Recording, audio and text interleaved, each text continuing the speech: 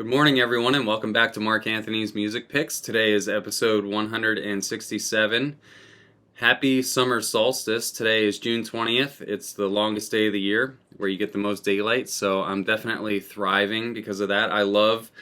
This morning I woke up naturally at 5:45 in the morning because the sun was starting to come in the windows, and I love that it stays light out until about 9:30 at night. I mean, I'll take that. To me, summer is here. You can see I have my summer swag on, and I'm ready to rock. I'm just thriving in this weather, and as I'm recording this, I have my window open. Nice little 70-degree breeze. Yeah, 70-degree breeze coming through the window, and I'm just very happy to be recording today. So let's get started. Today's concept is going to be Dub Techno in the Box Part 2. My last episode, number 166. Was just dub techno that has been laying around in my room. I listen to a lot of dub techno in the evening and at night. It's just a great way for me to calm down and relax and kind of come in for a nice soft landing before I go to bed in the evenings. And I really enjoyed last episode's picks. I spent a lot of time curating and kind of weeding out and deciding on these tracks. I always want you to get a good value. If you're taking 15, 20, 25 minutes to listen to my episodes, I appreciate it. And what I'm giving you in return are my best effort at choosing the best picks that I can find in whatever realm I'm discussing that day. So let's get started. I hope you enjoy these. My first pick for you, I was super happy to see this coming out because it has Mike Huckaby's name on it. And as you all know, Mike Huckaby passed away during the pandemic. He had a stroke, and I believe he had also, somehow in conjunction with that, had the virus. I don't know which one came first or if one caused the other, so to speak, or maybe he was in the hospital for one and then he caught the other, something like that. But either way, we lost Mike, which was just awful. I love that man. I love his music. I love how humble he was. I wrote a story. If you want to read the story that of me meeting him. I got to meet him in New York. He was doing a gig with Ripperton. So if you want to search for Ripperton on Discogs, and I basically outlined in my Ripperton artist review the time that I got to meet Mike Huckaby, and my friend and I were hanging out kind of like in the booth, but not like maybe adjacent to the booth, and train spotting his tracks and asking him for IDs and taking pictures of some of the records that he was playing. It was a really, really special night, and I'm very thankful that I got to see him play live just once. That dude was absolutely legit, and everything he played was on vinyl, so right there to the heart. So anyways, Mike Huckaby is back with a release on the Alt Dub label. I believe this came out on... Oh no, wait, is this Echo Space? I'm actually not even sure which label this is on.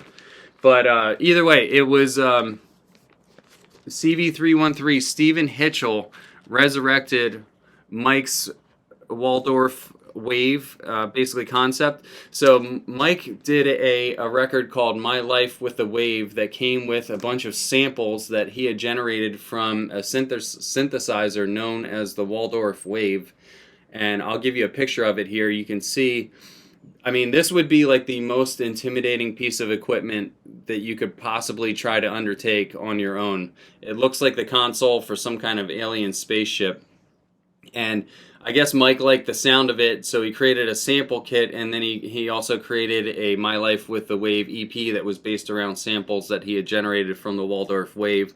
So then people moving into the future had grabbed those sample packs and built tracks around them. So I thought it was really cool to see Stephen Hitchell come back and touch up or make new creations with Mike Huckaby's sample kit, because there was already heavy overlap between Mike Huckaby and Deep Chord as they did the electromagnetic dowsing remixes or series where they were basically playing tracks off of each other. So this is a 4-tracker, beautiful red vinyl. I love how this turned out. I'm taking it out so you can kind of see the artwork is perfect. This is absolutely perfect. This, like, some marbled vinyls look really tacky. and this is like a little bit of a subtle splatter. This is not a tacky. This is not a tacky rendition of like a marble splatter. Some of them are too thick and they just look like almost like kiddie plates. This looks super professional, and I think Mike would be very proud and happy if he could actually see this. So my choice track for you on here is CV313's first A1, and you can tell that it's like a signature Stephen Hitchell track. And one of the things that I noticed about Stephen Hitchell is that he used to write really good bass lines when he first started producing. Actually, I mean, I don't know how far back his catalog goes, but in the era of approximately 2006, 2007, 2008, if you grab any Soultek records, a lot of them have really cool bass lines. So Stephen Hitchell knows how to write kind of clubby, aggressive, dance-promoting bass lines, and I thought he really knocked it out of the park with his A1 on here. If you listen to the A1, make sure that you have your subwoofer turned on.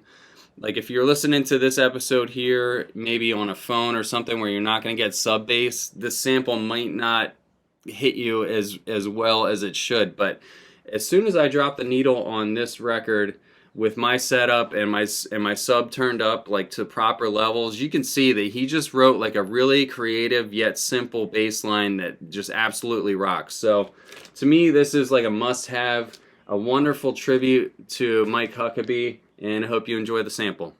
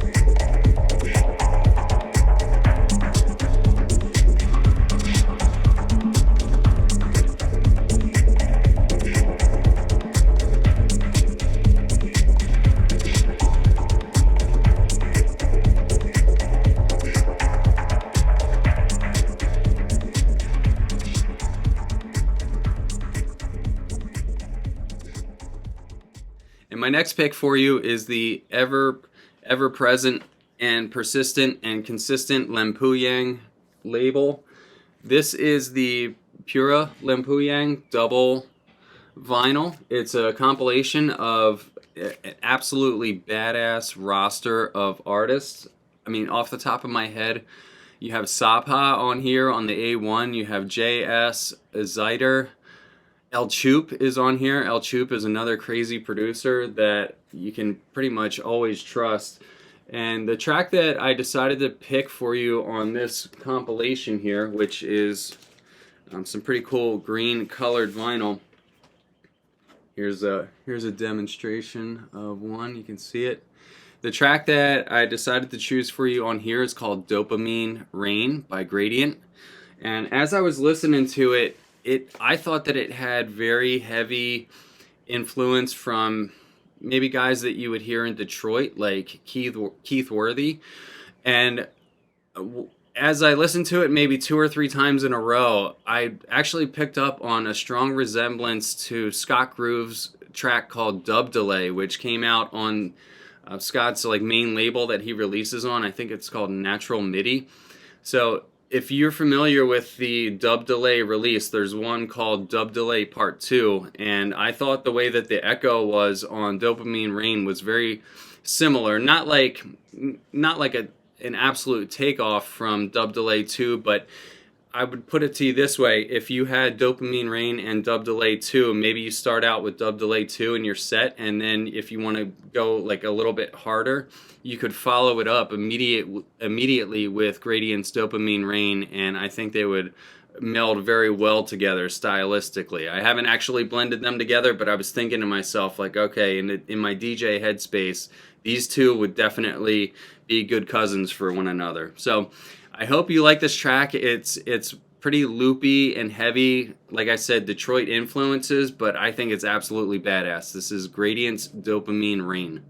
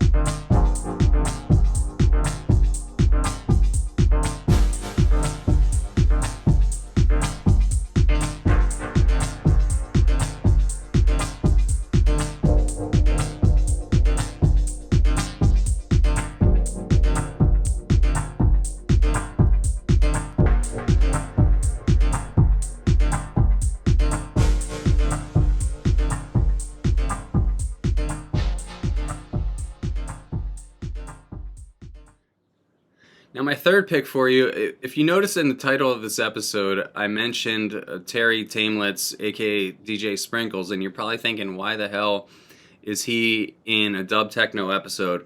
And this record is the reason why. This is Marco Bernardi's Klinsfar Melody. I just recently picked this up. This record came out, I think, in 2010 or 2011, so it's been around for a while, and I collect most of the DJ Sprinkles remixes that I can get my hands on. Like, not so much the ambient tracks, but anything with the clubby, housey Sprinkles sound, especially the ones that have that trademark bass line that Sprinkles has. I basically try to acquire all of them because I think Sprinkles records are just special. His sound is special, and you know that everything that he does is like legit and homemade and as authentic as house music can possibly be. So Sprinkles and dub techno, if I said that before I made this episode or before you heard this episode, would you have ever thought that they would be together in the same space? I would have said no. I would have said no. I cannot think of a single example of DJ Sprinkles messing with the dub techno sound at all. But this record is, I believe, the single one exception out of his entire catalog where he actually delves into the dub techno realm, and he does it very well.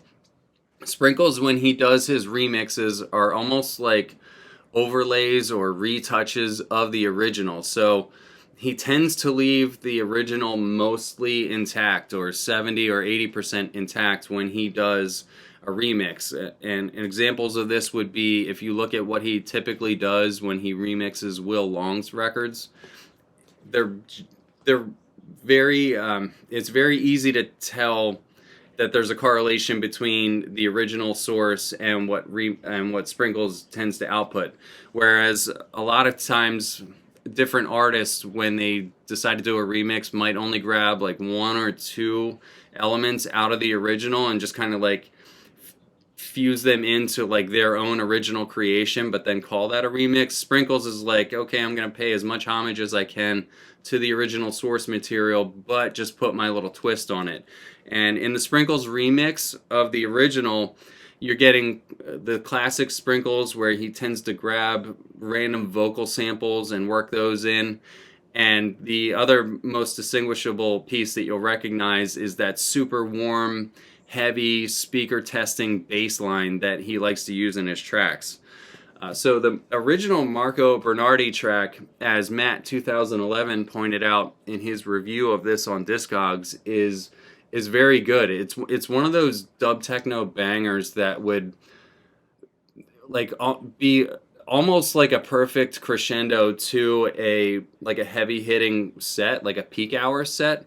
And Sprinkles kept the same energy and the same momentum, like the way that the that the dub and the delay effects hit in the original track. It just has like such a heavy rolling energy to it, and Sprinkles managed to maintain that while adding in his trademark wonky bass line. So this is a relatively affordable Sprinkles remix. I think maybe like $30 if you're patient. $35 would be what you would have to pay for it, but I thought it was really cool to see that Sprinkles can flex in multiple environments, and he's not just purely house. He can go outside of that every once in a while.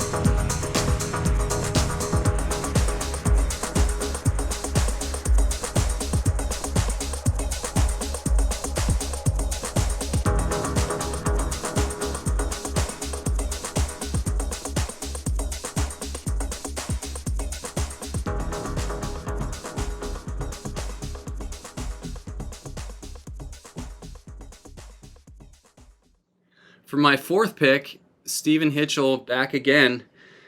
This is from the maybe underrated. This is from the underrated Fortune 8 label. What's interesting about Fortune 8 is that it was running almost in dead parallel with the launch of Echo Space. Echo Space, I believe, kicked off in 2007 with the Vantage Isle series, or not series, but the Vantage Isle pack that people were absolutely gaga over. Then soon after, they did the Grand Bend double pack, and from there, from those two releases, there was like the label had a cult following, and anything they did after that, people were just gobbling up. And during the exact same time frame, Fortune 8 was putting out these dub techno releases like this with some of the same artists. I mean, Soultek is Stephen Hitchell by himself, and for some reason these just didn't really get as much love, or maybe they did, but maybe not as much hype. This is Soultek's "Dreaming Under a Starlit Sky," and look at how nice this vinyl is. Like, again, this is another colored vinyl that to me is acceptable. When I play this, like, the levels sound good. It's absolutely pristine. I got basically an unplayed copy from another collector, and I just think it's like one of those melodic masterpieces. I noticed too that there's a distinct sound in this that Stephen Hitchell was using in approximately 2007 and 2008 that I think adds to the softness of this record. If you like this sample, you might also really like the Shocking Pinks remix that Echo Space did, which I think came out in 2007 or 2008. So if you already have the Shocking Pinks double pack remix, it has an Echo Space remix, a Deep Chord remix, and then a few other remixes by other artists that like aren't dub techno. It's like a multi-genre remix pack. If you have that but you don't have this, I would highly suggest picking up "Dreaming Under a Starlit Sky." This is almost like a dub techno song. Like, there's dub techno tracks where it's just kind of like loopy and bangy to make people dance. This is more of a subtlety, something that you would listen to wind down an evening or maybe start the morning. It's not as aggressive, but it does have all of the elements that you could potentially play to a dance floor in a softer environment.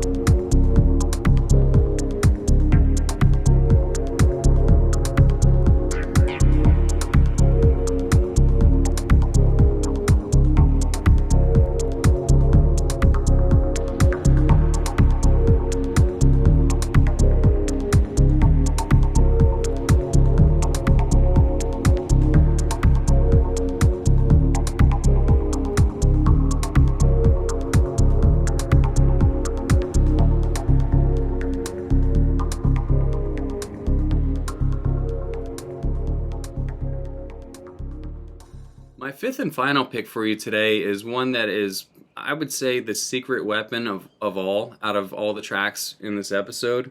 This is an overlooked record that came out in 2015, and it's by a French artist that, like, if you told me that this record were released actually by Fred P. or Keith Worthy or Mike Huckaby or Norm Talley, I would have believed you. Like, it has a very, very heavy um, resemblance to tracks that you might find on the label Upstairs Asylum, like those like 6 minute kind of heavy loopy Detroit bangers that it's like that sound just never gets old, and that's why they keep kind of like creating new iterations of it, because it just works so well in the club.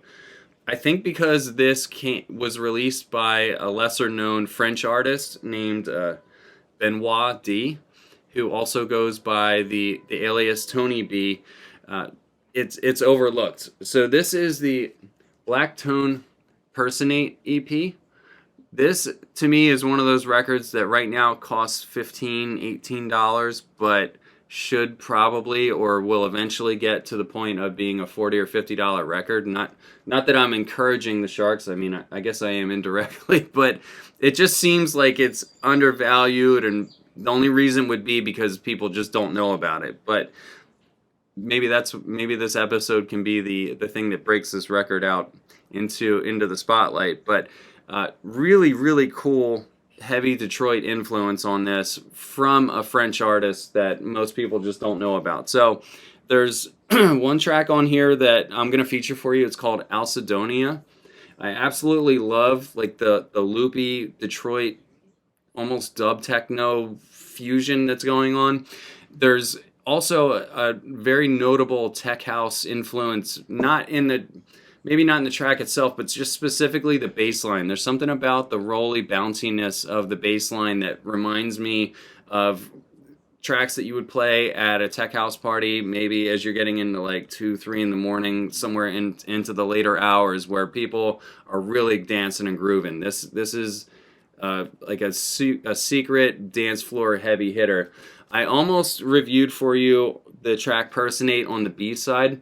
The Personate track reminds me of a track that I featured earlier in this episode, the Gradient Dopamine Rain. They both have that banging kind of loopiness that is it very much resembles like the electromagnetic dowsing vibe. So if you like that electromagnetic dowsing remix vibe where it's like Huckaby and deep chord kind of feeding off of each other, but trying to do it in like a warehouse type aesthetic, Personate would be for you. So between Personate and Alcydonia on the A1, I think this is a super underrated record. And go ahead and check this out. Let me know what you think.